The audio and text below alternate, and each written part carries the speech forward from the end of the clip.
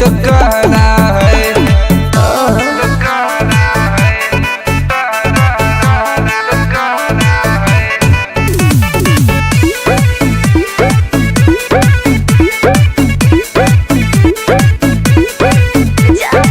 जाऊं जहाँ भी बजरिया में सारे सूरतिया देखे, छोरे दिल मांगे है मोरा दिल दे दो कैसे। बोलो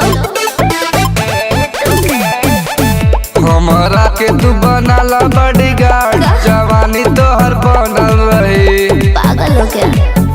लाइसेंसी रखब हथियार, जवानी तो हर बचल रही। हो थोड़ा हद मेरा हो मेरा कहना है। तेरी जवानी गरीबी से महंगा है, तेरी जलवे का क्या ही तो कहना है। संभाल के बोलो।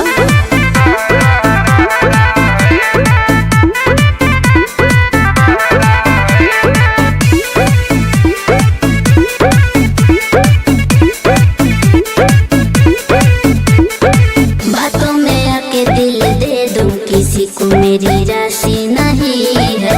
कोई भी आए खाए जाए जवानी पर शादी नहीं है। क्या समझे? तू तो लागेलू अनहरिया में चांद, दीवाना तो हर के ना होई। बोलो विशाल राजू के छोड़ा मिला, ऋतिकवा तोहरे रही। हाथ लाऊं ना चिड़िया ये मैना है।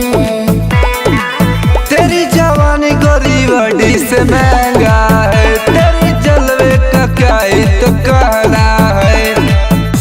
सब पागले होगा।